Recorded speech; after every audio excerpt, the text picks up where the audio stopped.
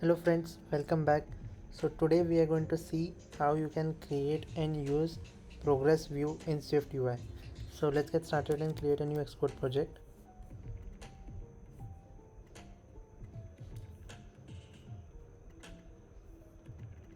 Let's name it as progress demo. Let's save it on our desktop. Okay, so to create a progress view, we have two options. Or we can say there are two types of progress view in Swift UI. One is showing a loader like this on your screen, or you can say a slider. The second one is slider and first one is this progress view. So you can create that like this using directly you can say progress view, and by just writing this much of code you will get that indicator here, activity indicator. And now if I run it, so let's run it on actual simulator. We have iPhone SE selected here and see how it looks on that. So now you can see it is showing me that activity indicator here. So that is nothing but a progress view. But what if you want to give text also with that? So that is also very simple. Just pass the string inside that. So I will say loading, and now if I run it again, now let's see how it looks. Okay, so now it is loading the activity indicator and showing the text also there. So this is one type of progress view where you can show the loader sign and a text. But second is the actual progress view where you can show a slider where some part of that will keep on loading. So to create that we can use the same here by just giving some two extra parameters. Like here progress parameter we have, the second is progress in this, and you have to tell how much progress is actually done in that. So to create or to use that, what we can do is we can pass the value here. So to pass a value, first you need to create a state property, because let me just tell you that why we need state property. Here if you can see, you have progress, title and value here. So press enter. Title you can give here as previously we have given loading, and value you need to create here, and which is will be of type float. So let's create that, and we'll create it as state because we want to save the value of that progress view. So let's create and save that, where we can say downloaded value, and we can assign it at the start as 10.0 can say, and we can pass this value here as dollar this.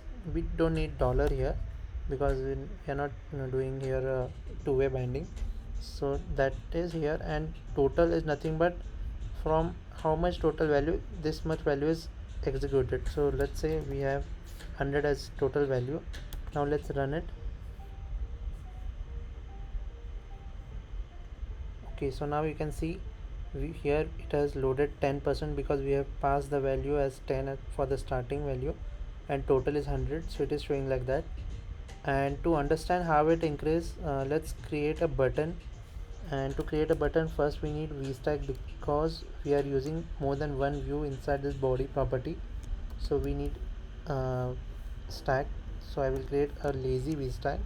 As we have seen previously, lazy vstack is always a better option than normal vstack. And below this I will create a button to show how it is working, this progress view. So I will give a title to the button as download data, and inside this what I will do is I will increment the value of this downloaded value. So let's increment that as plus equal to 10. So whenever we press the download button, it will increment the value by 10 10 10. So that is this. Let's run it.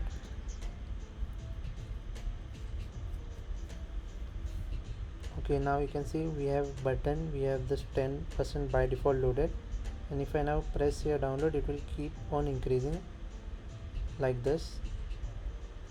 And observe one thing, that once it reaches to 100 and if we still tap this button, we will get some warnings here and also in the console.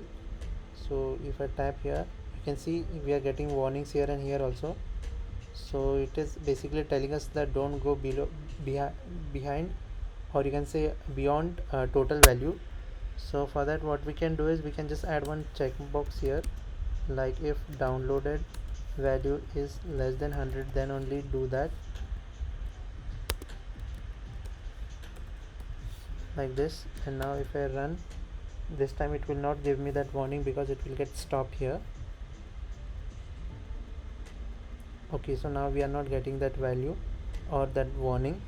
So this is how you can do that. One more thing I want to explain in this video is, here I have not used self inside this button closure because from iOS 14 we don't need to explicitly tell that this is my self property.